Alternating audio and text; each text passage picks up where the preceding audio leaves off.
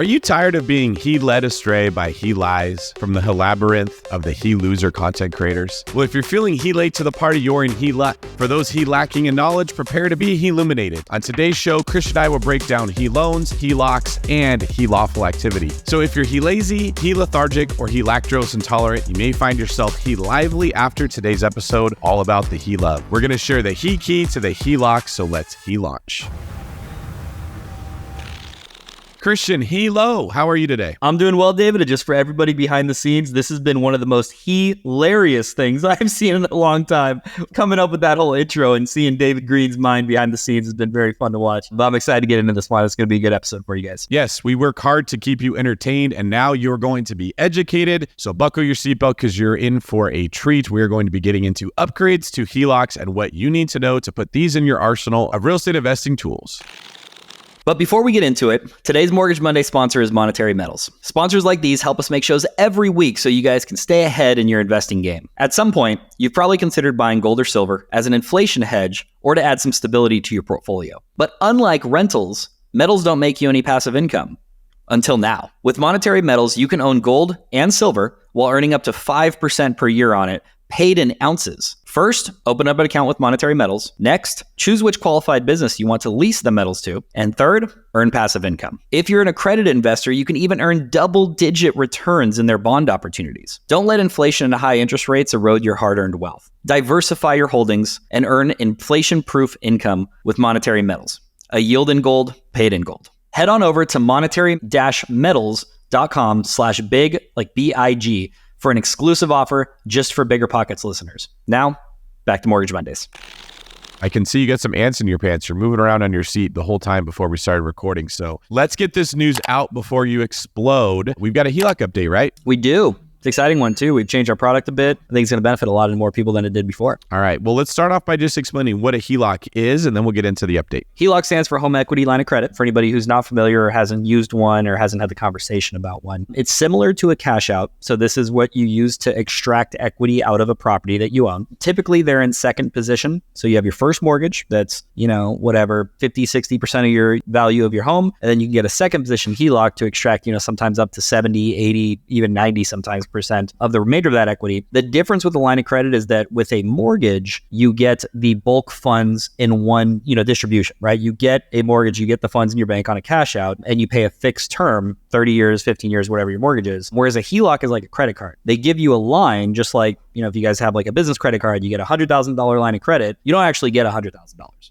Right? You can draw from it, you can pay it off, draw from it, pay it off. HELOC's the same way. So it's best used for short-term debt, just like a credit card is, with some mindset placed on like, what is a payment strategy that I can put in place outside of just like waiting 30 years and paying the minimum payment as you would on a mortgage, right? Now, traditionally, people have gotten HELOCs once they got a lot of equity in their house because it's a loan against the equity. It's really just a fancy second position mortgage where you don't have to take all the funds at one time. Like you said, you can take them out as you need them. What has been the downside of HELOCs and applying to get them up to this point? Rates in this current environment are high. Anything that's in second position, we do second position mortgages. We do loans, which is a home equity loan. Basically, it's like a second mortgage essentially.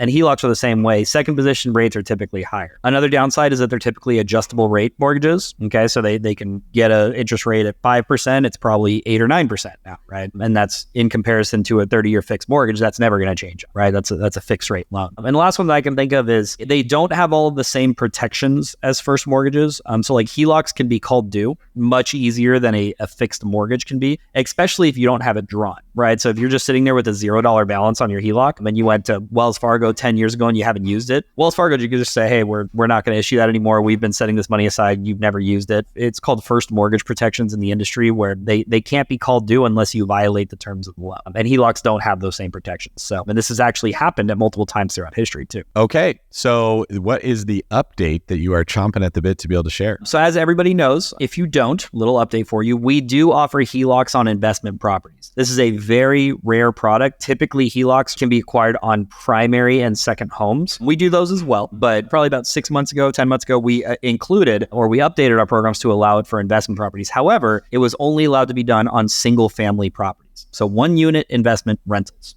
Okay. We have updated our product due to the demand that we've received and the concerns that people have. Oh, I can't extract equity on my triplex without, doing a cash out refinance and losing my first mortgage. Now you can. So our HELOCs have expanded to allow HELOCs on 2, 3, and 4 unit properties if they are not your primary. So now we can do it on rentals, which we're really excited about. So we can do HELOCs on rental properties. This is the thing everybody's been talking about all the time. Now, I understand we were able to do HELOCs on rental properties before, but the product wasn't as good. So I'm assuming this product's better? Yeah. So a couple things to add. It now, as I shared, accommodates multifamily properties. So we're not just limited to single families. We used to have, for people who have portfolios, we had to wait 45 to 60 days between funding HELOCs in order to have a new one. That timeline has shortened a little bit now. Now we just need it reported on your credit report. So the moment the first one's on your credit report, we can open up a second one, and that could be 15, 20, 30 days. So that time period's been cut in half. We now are able to do appraisals on them. So this was one very specific lender that did kind of like an AI, kind of like a Zestimate for those of you familiar with Zillow. They just kind of ballparked your property value. And if you did some renovations, sometimes that wouldn't be captured. So we were getting lower valuations on some of these. We contested the lender and said, hey, you got to allow us to do appraisals when we need them. And especially when there's not good comparables in the area. So we can do that now. So we can get a better value of some of the more unique properties. And we have a couple different terms now. So for instance, we have a 5, which means a 5-year interest only. So that's your draw period for 5 years. And then you pay it off over 25 years. We also have a 10-20. So a 10-year draw interest only period.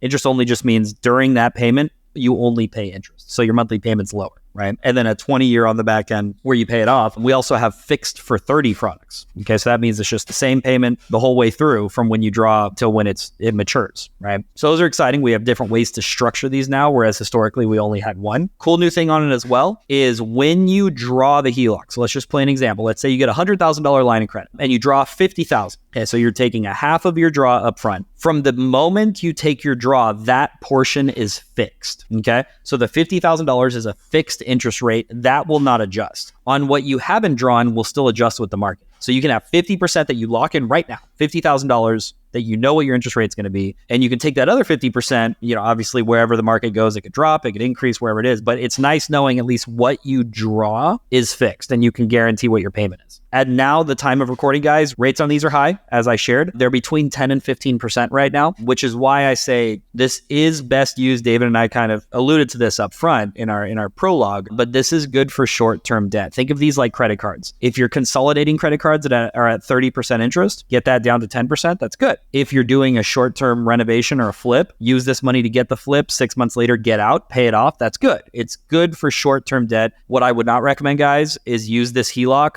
and just assume it's a 30-year debt and maybe like buy a property with it that you're going to hold long-term. You don't have renovations plans. That's when HELOCs aren't as strong because the rates are higher and the variable nature. You want to make sure that you're using them for projects that work well with HELOCs. Right. Okay, that's some good stuff. Now, I heard you mention a He Loan. It kind of sounds like He-Man and HELOC all together. Tell me about this new He Remix. Yeah, so a HELOC's kind of it's kind of a funny term. Basically, it's a second mortgage. I'm not even sure why they call it a home equity loan. Well, I suppose every loan is a home equity loan of some type, right? You would think that, right? Yeah, it's funny. This is kind of a strangely marketed product. It's a fixed second loan. So instead of having a line of credit where you can draw and pay off, as we discussed with HELOCs, you just get the whole thing, right? And you pay it on a fixed amortization schedule, and they call it a He Loan for whatever reason. Typically, I think why is that these are HELOC lenders. So instead of a HELOC lender saying we also provide fixed mortgages, they say we offer HELOCs and we got a cool little He Loan. It's a fixed second mortgage. Like that's what it is, right? It's just the lenders offering them are already in the HELOC space, so they've found some funny thing to call it. Okay, so what's your advice for someone who's sort of cautiously paying attention to the market? They're interested in real estate, but they're not all guns blazing. Let's just jump in with both feet. Should they apply for a HELOC and not use it? Should they not apply for the HELOC at all? Is there any downside to sort of like getting your powder dry and ready to go? Yeah, it's a good question. I mean, what I would say is obviously we, at BiggerPockets, David and I with our own portfolios, obviously with the business services we offer, we believe in growing through real estate, right? And using equity of your existing real estate is arguably one of the best ways to do that, right? Let your real estate start buying real estate, right? So if you have a property sitting there and it's paid off and it's cash flowing well, if you open up a HELOC, the balance is just at zero, you don't have a payment, so it's not hurting your cash flow. But let's say a really cool project comes up. Let's say you meet a wholesaler or you meet a flipper or you meet somebody who, maybe has an off-market listing. If you didn't have those HELOC funds ready and waiting for that's an opportunity that you would never be able to jump on, right? You'd have to maybe tap into your checking or retirement or something. But a HELOC at least gives you, it's like an opportunity line of credit where, hey, if something presents itself that can move my financial journey forward, I got this little piggy bank here that I can use, right? And once again, HELOCs, I would not recommend long-term debt. So, this is a really good flip. A wholesaler just brought it to me. Here's the HELOC. I'm going to use that for renovations and then refi into a 30-year fixed and pay my HELOC off. That's the perfect way to use it. If somebody is sitting on a bunch of equity, it doesn't hurt you. There are some fees to originate a HELOC. There's some recording fees and stuff like that, but it doesn't hurt to have a little extra savings account, right?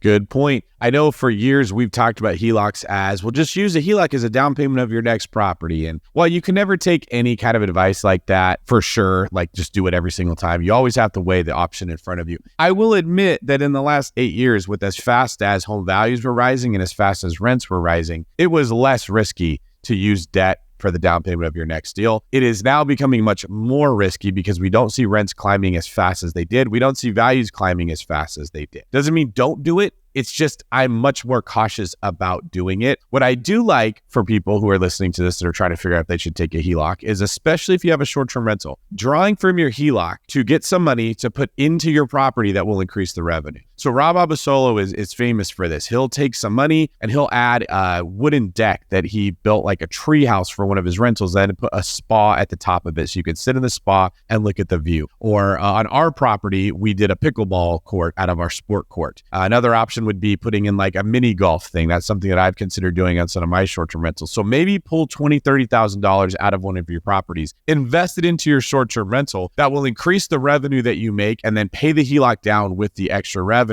Do this slowly. After a year or two, when it's paid down, consider doing it again on your next property. And you can basically use your real estate to improve existing real estate rather than just saying, I'm going to scale really, really fast, not knowing where the market's headed. So don't think that it's yes or no, black or white, good or bad, HELOC yes or HELOC no. Look at how to use the HELOC and ask yourself if this is a good option. Christian, if people want to get a hold of you or they want to learn how they can apply to get one of these things on an existing rental property, where's the best place for them to go? Yeah, obviously we offer these programs, guys. The1brokerage.com. We got a little apply now, contact us button in the top right corner of the screen. If you want to get me on social media, all forums at the1broker is my handle. And I am David Green 24. You can find me at davidgreen24.com or anywhere on social media. Thanks so much for listening to Mortgage Mondays. We hope that we gave you some value. Would you please do me a favor and leave us a comment here on YouTube and let us know what you thought about today's show, ideas that you have for HELOCs that maybe we didn't mention, and what type of topics you'd like to hear on additional shows. We will be sure to bring those to you. Make sure you subscribe to the channel, like this, and share it with another real estate nerd like us. We'll see you on the next one.